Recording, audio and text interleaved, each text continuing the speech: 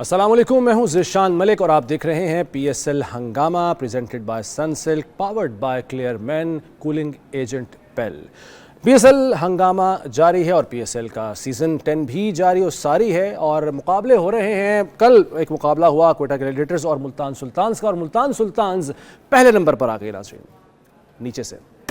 Multan sultans ने 7 matches खेले हैं, सिर्फ 1 जीते हैं और बाकी 6 के 6 मैच मुल्तान हारे। लेकिन जो गुज़श्ता उसका मैच है ना, उसमें मुल्तान सुल्तान्स ने काफ़ी मायूस किया। ये पहला जो है मुकाबला था 1-1 इन दोनों टीमों का, क्वेटा ग्लैडिएटर्स और मुल्तान सुल्तान्स का। इससे पहले इस टूर्नामेंट में ये दोनों आमने सामने नहीं आए थे, तो मेरा ख्याल है शायद इसी वजह से आमने सामने नहीं आए थे कि यही हाल करना था मुल्तान सुल्तान्स ने जो कल किया। तो बात कर लेते हैं इसी मैच पर। आगाज़ में जाहिर है कि बड़ा इंपॉर्टेंट मैच था कल। मेरे साथ मौजूद हैं लेजेंड्स सलीम मलिक साहब और सिकंदर मुश्ताक साहब। अस्सलाम वालेकुम जनाब। वालेकुम अस्सलाम। ये कारी साहब के पास जाने तो इस तरह आवाज़ निकलती है कट्टी। और कुरान PTV पे आया करता था ना 4 बजे के करीब, जो हमें इसलिए भी देखना होता था कि उसके बाद कार्टून आते थे तकरीबन 2.5 मिनट के। खैर सर, ये जो कल मुल्तान के साथ हुई है बहुत ज़्यादा बुरी नहीं हो गई? हम भी कार्टून ही देख रहे हैं। हाँ, ये जो हो रहा है। अच्छा चले, ये अब आपने इधर तो नहीं इशारा किया कि चले खैर कर भी ले दो, खैर है कोई बात नहीं। जी सिकंदर भाई, आपसे आगाज़, क्योंकि आप गैर हाजिरी के बाद आए ना, कल आप थे नहीं हमारे साथ, तो इसलिए आपसे आगाज़ कर लेते हैं। अच्छा जी, क्या हुआ जी मुल्तान के साथ? ये मतलब एक तो स्कोर 90 रन्स करने थे उन्होंने, क्वेटा ने 89 का उन्होंने किया और 90 का टारगेट दिया। हुआ क्या इनके साथ? मतलब मैं समझने से कासिर हूँ। देखिए मैं हमेशा से कहता हूँ, मानता भी हूँ और रिसर्च भी ये कहती है, जब आपकी प्रेपरेशन ठीक नहीं होगी तो कोई भी चीज़ आपके हाथ में नहीं होगी। किसी भी किस्म की जो है ना चीज़ें आपकी फेवर में नहीं जाएंगी। और प्रेपरेशन का ताल्लुक जो है वो टूर्नामेंट से पहले है।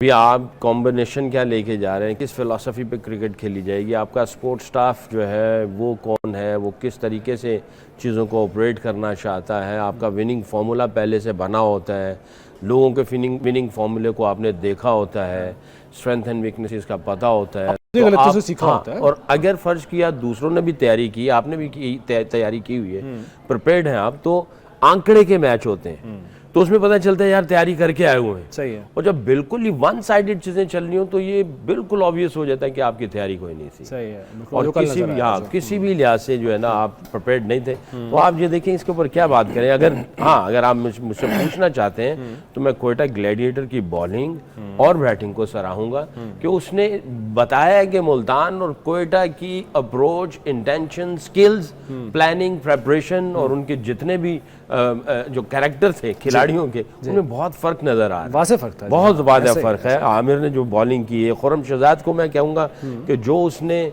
शान मसूद को आउट किया ना पिछले मैच में, वहाँ से ऐसा लग रहा था कि इसके अंदर जो है ना एक स्पार्क सी नज़र आ रही थी। वो जिस तरह का गेंद वो खेलने गया और उसने मेंडिस ने मेरा ख्याल है कैच पकड़ा था, तो उसके बाद से उसकी जो गेंद में जो जिप नज़र आ रही है और जो कंट्रोल नज़र आ रहा है, तो इनका पूरा यूनिट बहुत अच्छी गेंद कर रहा है। वसीम, फ़हीम अशरफ, ऊपर से अबरार तो वैसे ही कर रहा था पहले, तो अब इनका बॉलिंग यूनिट जो है ना पांचों के पांचों, आप ये भी देखें कि 5 ही बॉलरों ने इस्तेमाल किए, छठा कोई बीच में लेके नहीं आया, अच्छी बात है। और पांचों के पांचों बॉलरों ने जनाब उनको चित कर दिया। बैटिंग की बाद में बात करें। ठीक है मलिक साहब, वो जो आप हमेशा बात किया करते हैं कि इनफरादी इनिंग्स नहीं, टीम के लिए खेलना चाहिए, कल भी हमें वही नजर आया। रिजवान ने खुद तो 44 रन स्कोर किए हैं, लेकिन बहैसियत कैप्टन उनकी टीम ने परफॉर्म नहीं किया। जाहिर है इस 44 रन की कोई अहमियत है ही नहीं। और बाय द वे ये 89 में से 44 सिर्फ उनके निकाले, पीछे तो कुछ भी नहीं बचता। यार शुरू में आपको याद होगा मैंने कहा था कि जो टीम शुरू में अच्छा खेलेगी जी, आपको नज़र आ जाएगा कि कौन सी टीम आगे जाने वाली है। इनकी देखें, जो सकी ने बात की ना कि ये वही टीम है, प्रिपरेशन की अभी बात कर रहे थे, ये वही टीम है जो सारे फाइनलों में, मोस्टली फाइनल्स में आई है। तो क्या एकदम इनको पता नहीं था कि तैयारी कैसे करनी है या क्या किस तरह गेम में वापस आना है? इसका क्या मतलब है कि टोटली फेलियर है इस कप्तान और इनकी मैनेजमेंट। इसलिए कि इन्होंने पहले मैच से ही कोशिश नहीं की कि हमने टीम वो खिलानी है जो मैच, क्योंकि देखिए जब आप प्रेशर पड़ता है ना जी, तो फिर आप आगे लगते जाते हैं। आप जितनी बड़ी टीम हो, विनिंग हैबिट्स जब ख़त्म हो जाती है, आप इस्लामाबाद को देख लें, वो आदत डेवलप हो जाती है कि जीतने की, कि वो हर बंदा पॉजिटिव जा रहा होता है कि यार हम नहीं जीतना है। हाँ। और वो नजर आता है उनके खेल में। आपको आपकी टीम ना अंदर से जीत के जा रही होती है कि यार हम जीत रहे हैं। दूसरी बात यार, ये जो कल मैच खेले हैं ये तो लग ही नहीं रहा था कि मुल्तान सुल्तान खेल रही है। वो कल आप बात कर रहे थे कि इनको चारों मैच जीतने की ज़रूरत है, तो मैंने कहा था बाकी टीमों को फिर मैंने कहा था बाकी टीमों को फिर अंधा कर दें ताकि वो कोई मैच जीते ही ना, क्योंकि बाकी 4-4 पॉइंट्स आगे थे ना। तो ये अगर 4 जीत भी जाते तो उनके चांसेस फिर भी ज़्यादा थे इनसे। 10 कर भी लेते तो देखे ना, एक ने 8 कर गया हुआ है, अभी उसके 5 मैचेस हुए हैं जी हाँ। 6 हुए हैं मेरे ख्याल 7 मैचेस और इनके 7 हो चुके हैं। तो ये कहीं से भी ये डेस्परेट होके खेले हैं कल। मैं आपको बताऊं, इन्होंने कोशिश की है कि हम ना लंबा स्कोर करने की कोशिश करें और तेज खेलने की कोशिश में आउट हुए। ऑब्वियसली मतलब कोई नज़र नहीं आ रहा था ना। एक तो तेज़ खेलना होता है ना कि आप कुछ नज़र आता है, इंटेंट शो करते हैं आपके, यार हमने ये करना, वो कुछ नज़र ही नहीं आ रहा था। वो बुखलाए हुए थे, पंजाबी में कहते हैं अन्य वहाँ खेलना। मैं बताऊं वो टीम वैसे ही आगे लग चुकी है, डेस्परेट हो चुकी हुई है। और वो हाँ, अगले मैच शायद ये बेहतर खेल ले क्योंकि प्रेशर कोई नहीं होएगा। रह क्या पीछे जी? नहीं, मैं कह रहा हूँ कि अच्छा प्रेशर नहीं है अपनी टीम के लिए कोई दो मैच जीत जाएं क्योंकि प्रेशर कोई नहीं है। सही है। पता तो जब चलता है जब आप पे प्रेशर पड़ता है। बिल्कुल सही है, बिल्कुल ठीक है सर, आपकी बात आ गई। वही बात सर, कप्तान की जिम्मेदारी। अब मोहम्मद रिजवान, ठीक है जी, मान लिया आपने 44 रन स्कोर किए हैं, मान लिया कि आप सुपर लीग जो पाकिस्तान सुपर लीग है PSL, उसमें बैट कैरी करने वाले पहले खिलाड़ी बन गए हैं, ओपनर आए, आप एंड तक रहे, सारी बातें मान ली, लेकिन आपकी इस परफॉर्मेंस का टीम को क्या फ़ायदा? देखें, कैप्टन से पहले जो है ना, वो पीछे जो थिंक टैंक होता है ना, उसका जो है मैं ये समझता हूँ कि फॉल्ट बड़ा रोल है। अच्छा, पहले उधर से आती हैं चीज़ें, क्योंकि आपने मिलके काम करना होता है। कैप्टन ने तो जब रस्सा टॉप के अंदर जाना है, फिर जाके अंदर चीज़ें होंगी। और उसमें से भी जब आप फील्डिंग कर रहे होते हैं तो उस वक्त आप कमांडिंग पोजीशन पे होते हैं। जब आप ड्रेसिंग रूम में बैठे होते हैं तो तब भी जो है वो स्पोर्ट्स स्टाफ साथ में आप फ्लोट कर रहा था ड्रेसिंग रूम के अंदर। सही है। 2 अंदर होते हैं, बाकी सब बाहर होते हैं। तो आप उसी वक्त भी कैलकुलेट कर रहे होते हैं। उस वक्त मैसेजेस, कम्युनिकेशन चल रही होती हैं, कहीं आप कोई ऐसा बूस्टर लगा रहे होते हैं, मोटिवेट कर रहे होते हैं, किसी तरीके से आप सोच रहे होते हैं कि यार इस सिचुएशन में से कैसे निकलेंगे। तो आप गेम को बहुत क्लोजली मॉनिटर कर रहे होते हैं, वॉच कर रहे होते हैं और सॉल्यूशंस ढूंढ रहे होते हैं, तोड़ ढूंढने की कोशिश कर रहे होते हैं। इसीलिए आपने देखा होगा कि जो स्पोर्ट्स स्टाफ है वो कोई ना कोई मैसेजेस चलते हैं। इवन 10 ओवर के बाद भी कोई एक मैसेज आता है, बैटिंग कर रहे हो या फील्डिंग कर रहे हो। तो कैप्टन जब जाता है वो तो फील्डिंग के दौरान उसके डिसीजंस होते हैं, उससे पहले भी होते हैं, ऐसा नहीं कि नहीं होता, बट उस वक्त तो सारे मिलके चल रहे होते हैं। ऐसा ही है। तो आई थिंक स्पोर्ट्स स्टाफ की, मैं फिर वही जाऊंगा कि मुल्तान सुल्तान की मुझे प्रेपरेशन जो थी ना, शुरू से ही मुझे वो उस तरह की नहीं लगी। लेकिन सर एक बात है, बेस्ट 11 कॉम्बो पहले मैच से नजर नहीं आ रहा था। ये बात हमें पहला मैच अच्छा खेले, बट उसके बाद से मुझे नहीं नजर आया कि मुल्तान सुल्तान का कोई भी बेस्ट कॉम्बो है। और मुझे ऐसा भी लग रहा था कि इनको किसी के ऊपर वो बिलीफ भी नहीं है कि यार ये कुछ कर देगा, ये कुछ कर देगा। 3 बैटिंग में से 2 बॉलिंग में से या 3 बैटिंग से ये 5-6 प्लेयर जो है ना पूरे मैच को लेके जाएंगे। आप पिछले पूरे मैच उठा के देख लें तो रिजवान का जो चल रहा है वो तो अपना खेल ही रहा है। एक यासिर खान ने दिखाया, उसके बाद कामरान गुलाम एवरेज, इफ्तिखार ने थोड़ा सा दिखाया, ब्रशवेल ने थोड़ा से अपने स्पार्क्स दिखाए, उबैद शाह ने थोड़ा से ग्लिम्स दिखाए। ये कर्टिस कैम्फर ये पहले नहीं थे ना टीम में? ये कौन से जी सर? ये कामरान गुलाम के बाद। हाँ जी, कैम्फर ये बाद में है, कर्टिस कैम्फर ये बाद में है। तो यानी इनके उसमें से कि नजर ही नहीं आ रहा था। अगर बॉलिंग में भी देखें तो स्ट्रगल चल रही थी। डेविड विली हालांकि इंग्लैंड का बॉलर था और बड़ा वाइट बॉल का माना जाता है उधर, तो उसकी भी कोई फॉर्म नहीं लगी। हसनैन बेचारा स्ट्रगल कर रहा है, उबैद शाह ने दिखाया, उसामा मीर भी थोड़ा पैची ऊपर नीचे, ये बॉटिंग बॉलिंग बैटिंग कुछ चीजें नजर नहीं ऐसे लगी नहीं रहा था कि यार किसी को बिलीफ है इस यूनिट के अंदर, किसी को बिलीफ है। और जो पीछे जो बैक एंड पे बैठे हुए उनका काम होता है कि वो अंदर उनको चार्ज करते हैं और एक मैच के बाद वो स्ट्रेटेजी बना के आते हैं और कहते हैं कि यार चलो हम इस अंदाज से जाएंगे। वो बिल्कुल ही सेम ही चीजें चलती नजर आ रही है। बिल्कुल ठीक है मलिक साहब, अगर टीम देखें आप, माड़ी टीम नहीं है। तो यासिर खान अच्छे प्लेयर है, रिजवान ठीक है, जैसा भी है चल तो रहे हैं कर, उस्मान खान, कामरान गुलाम, ये नए इनके बारे में ज़्यादा मैं बेहतर नहीं जानता, कर्टिस आप बेहतर बता सकते हैं। इफ्तिखार अहमद मतलब ठीक है खेल जाते हैं, ब्रेसवेल एक बड़ा नाम है। ओवरऑल टीम इनकी जो है ना, अगर कॉम्बिनेशन देखें तो बुरी नहीं है टीम। इसके बावजूद जो फ्लॉज हैं, जिस तरफ इशारा कर रहे हैं सकलैन भाई भी, यही वजूहात है या इसके अलावा भी कोई वजह हो सकती है आपके ख्याल में? मे बी जो उनके अली के जो उनका जो ऑनर्स हैं उनके बयानात आ रहे हैं वो भी कुछ ठीक नहीं थे, मगर मैं आपको एक चीज़ बताऊं, उनका तो खैर रोल बाहर है ना जी, असल चीज़ होती है कप्तान। हाँ। जब आपकी टीम स्ट्रगल कर रही होती है ना, तो आपका काम होता है टीम को उठाना। बिल्कुल सही है उस वक़्त आपका पता चलता है कि आप अपनी टीम को किस तरह लड़ा रहे हैं जी। क्योंकि अगर आप ही मायूस हो जाए ना तो फिर टीम आपकी कभी अच्छा नहीं करती। अब ये जब पहला या दूसरा मैच हारे थे ना और अच्छा स्कोर करके आ रहे थे, 200 को प्लस करके ये हारे थे, 100 इसने खुद भी किया था। मगर उसके बाद इसको चाहिए था कि ये अपनी टीम को ना, जब एक आप ना मैच शुरू होने से पहले थोड़ी देर के लिए देखें, आप देखें अक्सर इकट्ठे होते हैं जी हाँ। वो जो स्पीच होती है ना वो आपकी टीम को या उठाती है या आप नॉर्मल सी बात करते हैं वहाँ आपको, और ग्राउंड के अंदर। और फिर सबसे बड़ी चीज़ जो स्टाफ की बात कर रहे हैं ना सकी, ये इनका काम होता है कि, और उससे ज़्यादा मैं फिर कहता हूँ कैप्टन का काम होता है कि वो फील्ड में वो मौजूद है उस वक्त। हर ओपोजिशन प्लेयर, बॉलर, बैट्समैन का उसको पता होना चाहिए कि इसकी वीकनेसेस क्या हैं, मैंने इसको किस बॉलर को इस टाइम पे लेके आना है। जब आपको ये पता नहीं होता ना फिर आप गेम खेलते हैं सिर्फ, फिर आप सिर्फ कंसंट्रेट करते हैं मैं कर जाऊँ इंडिविजुअली। मैं आपको बताऊं, इंडिया एक टाइम पे ना हमारे साथ इंडिया शारजाह में मैच होते थे तो वो अक्सर ना वो चेज़ करने नहीं जाते थे। तो हमने बाद में ग्राउंड में मैच के बाद उनसे पूछना, यार तुसी चेज़ ही नहीं किया भाजी, वो पंजाब से ज़्यादा था। उन्होंने कहना यार बड़ी मुश्किल से टीम में आए हैं भाई, नॉट आउट जाएंगे तो अगला मैच खेलेंगे। ये माइंडसेट, ये माइंडसेट जब आपका हो जाता है ना भी लगता है कि होगा कि यार मैंने अपना स्कोर करना है। बिल्कुल सही है। इस पे मजीद बात करते हैं, ब्रेक का एक वक्त तो है नाज़रीन, ब्रेक के बाद दोबारा हाजिर होते हैं पीएसएल हंगामा में।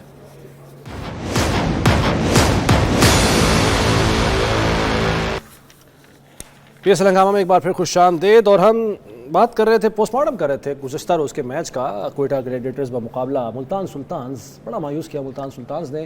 खैर इस पर तो गुफ्तगू हो रही है, बैटिंग पर हमने अब तक बात कर ली है पहले हिस्से में प्रोग्राम के, ब्रेक पे जाने से पहले।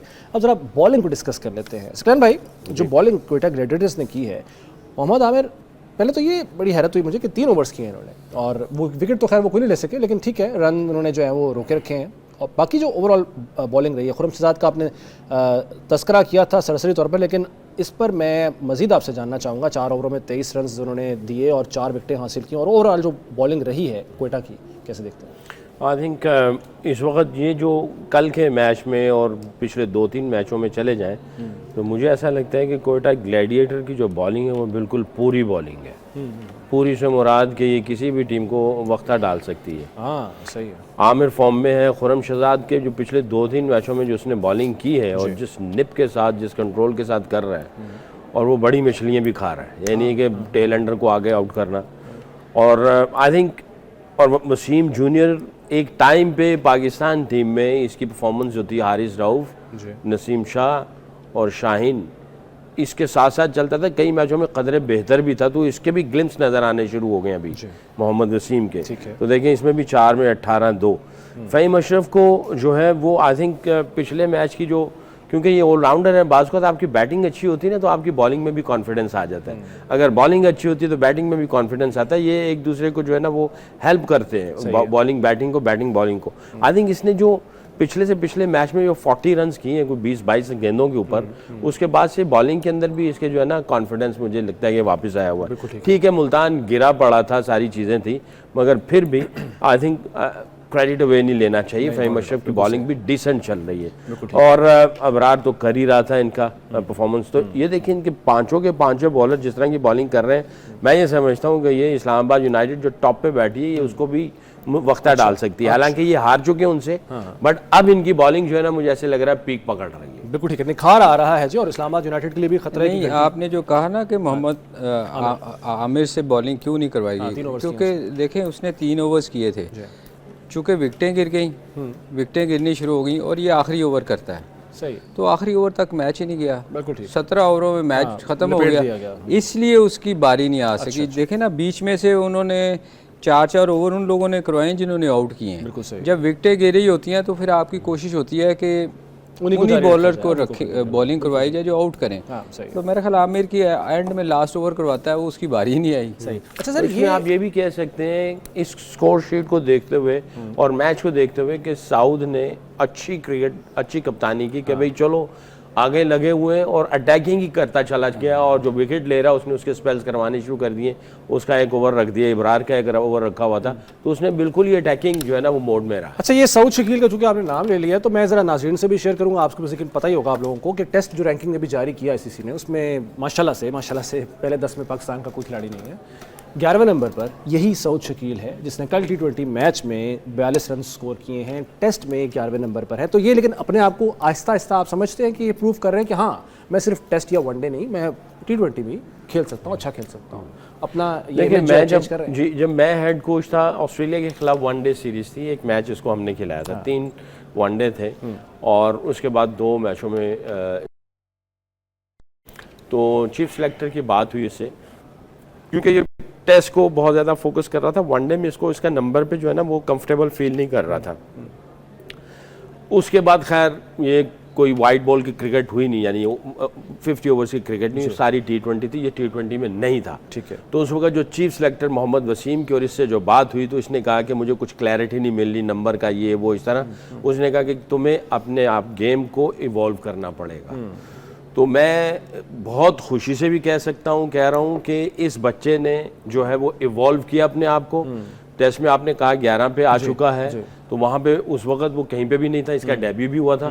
तो अब ये आके T20 की कप्तानी कर रहा है और ये T20 खेल रहा है, और कल के मैच में जो इसने किया है 210 के स्ट्राइक रेट के ऊपर, ठीक है। फिर ये लोग कहेंगे कि यार टीम आगे लगी हुई थी, मुल्तान सुल्तान स्ट्रगल कर रहा है और इसने जाके टोटल भी इतना नहीं था, मार धाड़ करके इसने 1-2 इनिंगें पहले भी ऐसी खेलनी है इसी स्ट्राइक रेट के ऊपर।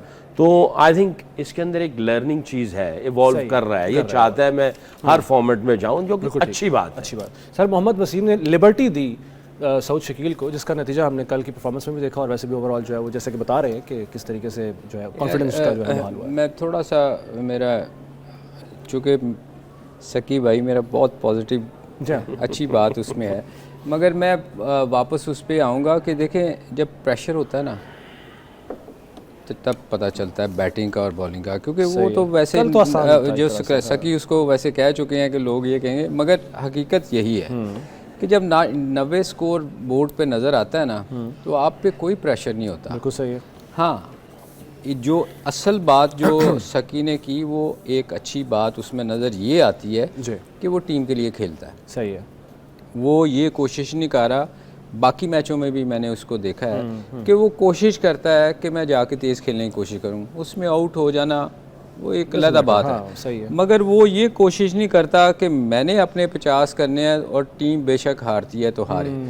ये एक अच्छी चीज़ होती है किसी भी टीम में बंदे की, जो जाके कोशिश करता है कि यार मेरी टीम जीत, चूँकि कप्तान है उसको ये फिक्र नहीं है कि मैंने अपना 50 करना है, अगले सीज़न में मैंने कप्तानी करनी है, वो टीम के लिए खेल रहा है। बिल्कुल सही है। तो ये अच्छी बात है कि वो इम्प्रूव कर रहा है, और इस फॉर्मेट में भी जो उसमें था कि वो तेज़ नहीं खेल सकता, वो कोशिश कर रहा है। बिल्कुल ठीक है सर। और पता है सिर्फ 16 T20 खेला है ये भी बड़ी बात तो अभी सिर्फ आया ही है अंदर, तो अच्छी बात है। टाइम में जो है अभी आएगा, प्रेशर वाली सिचुएशंस आएंगी तो आई थिंक वो आएंगी, इसको अगर इसके अंदर लर्निंग है, इवॉल्व हो रहा है और ये चीज़ों को जोड़ रहा है और समझ रहा है कि मॉडर्न डे क्रिकेट किस तरह की खेलनी है। इवन तो उसकी फिजिक नहीं है, किसी एक्स क्रिकेटर ने कहा था कि खेड़े पावर हीटर लेके आ गए हो, यानी वो इस तरह की बात की थी। इसका कद भी थोड़ा सा ऐसे है, कुछ मसल वसल भी इतने नहीं है, बट जो है वो पूरी कोशिश कर रहा है। अब देखें 3 चौके 4 छक्के मारे इसने, तो सिर्फ 16 T20 खेले।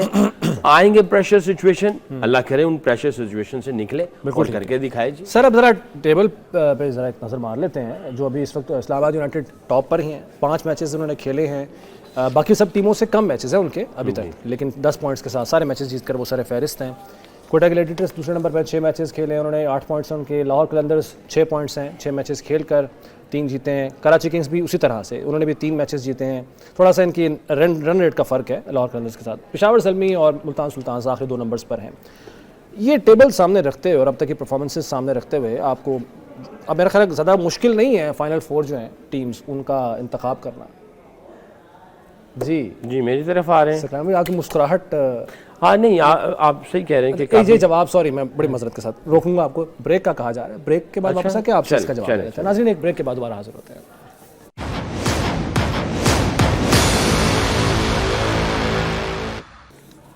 एक बार फिर खुशामदेद कहते हैं आपको पीएसएल हंगामा में। सर, ब्रेक पे जाने से पहले मैंने एक सवाल किया था, आप अगर उसका जवाब आपको कोई याद है तो आप जरूर दे दीजिए। सवाल दोबारा करना पड़ेगा काफी, और अगर मुझे सवाल याद ना हो तो फिर अगला सवाल कर लें। अगला मैंने सवाल पोजीशन आता है। पॉइंट टेबल की नहीं, बात अगर आप की थी। दूसरा सवाल करेंगे तो पता चलेगा कि पब्लिक भी हमें सुन रही है कि नहीं सुन रही है। ये अच्छी बात आपने की। अगले सर, प्रोग्राम में बता चलें, देंगे। आज के चलो मैच की बात कर लेते हैं ना, जो लाहौर कलंदर्स और इस्लामाबाद यूनाइटेड का होने वाला है मैच, और आप लोगों के लिए बड़ी मुश्किल आज होने वाली है। उसकी वजह यह है कि इस्लामाबाद टॉप पे है और आप लोगों ने लाहौर को चुनना है, मुझे पता है परसेंटेज के मामले में। तो क्या देख रहे हैं जी आज के मैच की सूरत हाल? क्योंकि इस्लामाबाद यूनाइटेड जाहिर है उसको पकड़ना मुश्किल नामुमकिन तो है, मगर लाहौर कलंदर्स भी बेहतर परफॉर्म करती आई अगर पिछले मैचेस में हम देखें। जी बिल्कुल।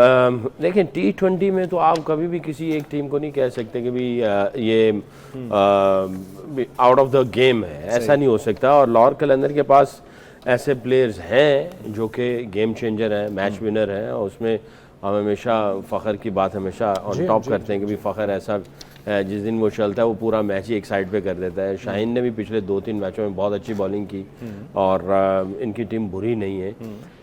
एक चीज़ जो मुझे है, क्योंकि बस एक टीम जब खेल रही होती ना, तो जब उनका मोमेंटम बना होता है, अगर गैप लंबा आ जाए मैचों के बीच में तो वो मोमेंटम खो सकते हैं।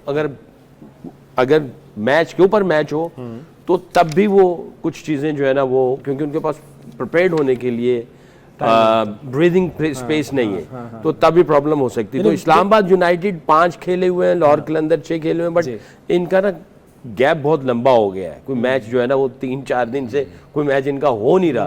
तो आई एम श्योर कि रादर देन दूसरी साइड में कि मोमेंटम खो जाए, आपने आपको पूरा फोकस किया हो, रिफोकस किया हो, और इनका ऑब्वियसली जिस तरह के रिजल्ट्स ये प्रोड्यूस कर रहे हैं, लग ऐसे रहा है कि इनका स्पोर्ट स्टाफ बहुत ही वेरी वेल प्रिपेयर्ड भी है, उनको पता भी है, कैप्टन टीम सब चीज़ें ऐसे ही खेल रहे हैं। बट आई थिंक आज के मैच जो है वो हल्का नहीं लेना चाहिए Islamabad United. Sir, Islamabad United 5 matches जीती है, ये चीज़ उनको कॉन्फिडेंस देगी या फिर वो इजी हो जाएंगे और इसका कोई नुकसान हो सकता है लाहौर कलंदर से मुकाबले में? उनको दोनों चांसेस हैं, दोनों चांसेस हैं, क्योंकि चूँकि वो जीत रहे हैं और ये बड़े चांसेस हैं। फिर दूसरी बात जो सकी ने बहुत वैलिड किस्म की है कि गैप जब आ जाता है ना तो आप वो रिदम खो देते हैं। वो जो विनिंग हैबिट है ना, वो आपकी थोड़ी सी आपको दोबारा से स्टार्ट करना पड़ता है, स्ट्रीक टूट जाती है। आप देखें ना वो कितना बड़ा गैप आ गया। आज मेरे ख्याल कितने दिन हो गए उनको मैच हमने उनका नहीं देखा, 4 दिन ही हो गए। तो वो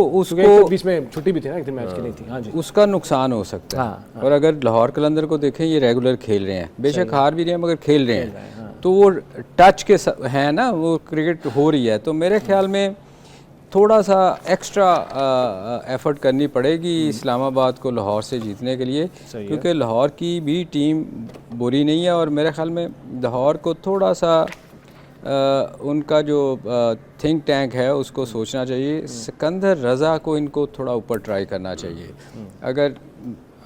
अगर वो 10 ओवर गुजर जाते हैं, सिकंदर रज़ा और आसिफ अली से इनको फ़ायदा उठाना चाहिए। अच्छा, बेशक इसमें कोई नहीं कि शफीक अब्दुल्ला है या मिचल मिचल के बाद, मिचल वन डाउन अगर मिचल आता है ना जी, अब्दुल्ला शफीक और मिचेल के बाद ही, हाँ मिचेल बहुत उनका सही परफॉर्म कर रहा है। मिचेल के बाद अगर उनको कोई चांस लेना चाहिए तो इन फॉर्म बैट्समैन सिकंदर रज़ा है, सही है, और उसके बाद आसिफ अली बड़ी हिटें मारता है। एक चांस लेना चाहिए। तो डिपेंड करता है ना कि पहले वन डाउन ना करवा दें, कर रहे हैं, वन डाउन ना करवा। अरे वो तो जाहिर है, वो तो ब्लंडर था ना बहुत बड़ा, वो तो बहुत बड़ा ब्लंडर था। और उसी मैच में शाहीन अफरीदी पहले आए थे सिकंदर रज़ा, वही वाला मैच है वो। अगर बारी आती है, अगर बारी आती है, इवन अगर बारी नहीं भी आती तो अगर वो बड़ा स्कोर करते हैं तो फिर भी अगर चेज करते हुए 10 ओवर निकलते हैं तो इन दोनों से चांस लेना चाहिए। सही है, की प्लेयर्स हो सकते हैं सिकंदर रज़ा और आसिफ अली।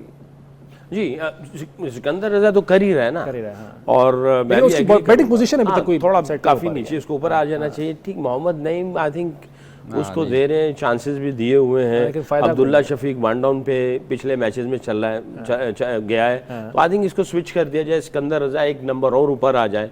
आसिफ अली जो वन डाउन में था उसको थोड़ा सा, वन डाउन में गया था ना आसिफ अली टॉप ऑर्डर लेके गया था, उसको उसी बिलिंग को ऊपर ले जाएं, सैम बिलिंग्स भी ऊपर आ जाए, तो आई थिंक बुरा कॉम्बिनेशन नहीं होगा। देखते हैं अब उनकी क्या फिलॉसफी चलती है। इस्लामाबाद यूनाइटेड की तरफ आपने सवाल नहीं किया। जी सर, मैं उस तरफ आने लगा था। मेरी वो जीत रहे हैं ना, जीत रहे हैं, लेकिन वो मैं वही पॉइंट जो मैंने इनसे पूछा कि इजी हो जाएंगे वो, या फिर वो आपने जवाब दे दिया। लेकिन शादाब की जो कप्तानी, खास तौर पर हम कप्तानी को इसलिए बार बार डिस्कस करते हैं कि जो 5 टीमें उनके कप्तान पाकिस्तानी हैं, एक डेविड वार्नर को निकाल कर, और ये कप्तानी यहाँ पर एक तरह का इम्तहान भी है, इनकी ट्रेनिंग भी है, आगे जाके जाहिर है जो अभी तक हम कॉम्बिनेशन मुख्तलिफ ट्राई कर रहे हैं, उसमें कप्तानियाँ भी ट्राई कर रहे हैं हम। तो अब तक जो शादाब खान की कप्तानी रही है, इस पर क्या कहेंगे? देखिए काफ़ी एक्सपीरियंस है, पिछले मेरा ख्याल है 4 सालों से कप्तानी कर रहे हैं और पिछले 2 टाइटल भी जीता है, तो जाहिर है कुछ ना कुछ चीज़ें बेहतर कर ही रहा है, तो अहल साबित कर रहे हैं अपने आप को, जिसकी वजह से। और काफ़ी अर्से से ये वीसी भी रहा है, वाइस कप्तान भी रहा है, पाकिस्तान को भी इसने कप्तानी की है इसने, तो काफ़ी ज़्यादा एक्सपीरियंस है, इसको पता है, काफ़ी उतार चढ़ाव में गया है, डिफेंड और टारगेट चेज करना, इसमें भी इसने वाइस कप्तान भी रहा है, कैप्टन भी रहा है, तो काफ़ी जब रास्तों से इंसान गुजरा होता है तो एक्सपीरियंस होता है, तो वो फैसले कदरे बेहतर करता है जो इन एक्सपीरियंस होते हैं। तो इस वक्त जो है लग ऐसे रहा है कि इनका पूरा जो यूनिट है, think tank plus captain, VC, कुछ सीनियर्स, ये सब मिलके चीज़ों को अच्छे तरीके से ऑपरेट कर रहे हैं। मेरा सिर्फ एक कंसर्न है, सलमान अली आगा जो है, मेरा ख्याल है उसको कुछ इंजरी थी या जिसकी वजह से वो बाहर है, वो जब अंदर आता है तो जैसे मैं हमेशा कहता हूँ कि जब चेंज होती है, जब आप बाहर से अंदर आते हैं तो कुछ मैचेस लग जाते हैं आपको, तो आई थिंक सलमान अली आगा को बहुत ज़्यादा, अगर वो आता है, क्योंकि मेरे पास जो है इसमें तो उसका नाम नहीं आ रहा, अगर वो आ जाता है, और उसको आ जाना चाहिए, ये ना हो कि बहुत लेट हो जाए अगले स्टेजेस शुरू होने से पहले, ताकि वो जो अगर थोड़ा बहुत 19-20 है, थोड़ा बहुत 19-20 है परफॉर्मेंस, क्योंकि वो टाइम लेता है ना हर बंदे का सिस्टम, तो वो अगर इसको मिल जाएगा तो फिर इनका फिर कॉम्बो जो है ना वो बैटिंग की साइड से बहुत अच्छा हो जाएगा, क्योंकि वो बहुत फॉर्म में था वो लड़का। बिल्कुल सही है। साबिक कप्तान साहब, कप्तानी का भी एक तरह से जो है इम्तहान है। अब शादाब खान की कप्तानी पर मैंने उनसे तो राय लिया, आपसे भी जानना चाहूँगा,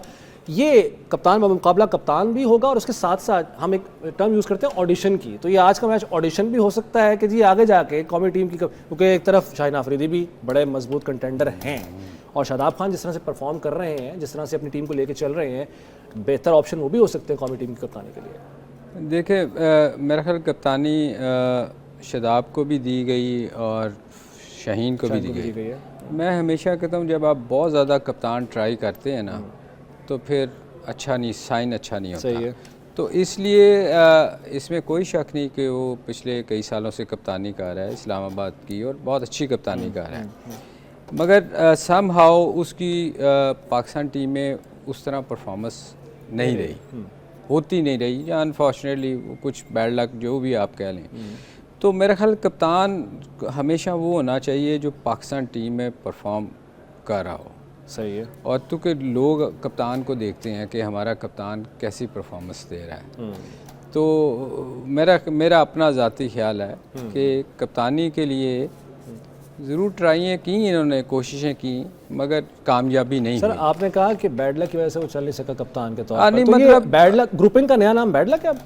नहीं, आपको मैं बताऊं उसकी अगर आप देखें पिछले वर्ल्ड कप से देख लें, उसकी बॉलिंग स्ट्रगल कर रही थी।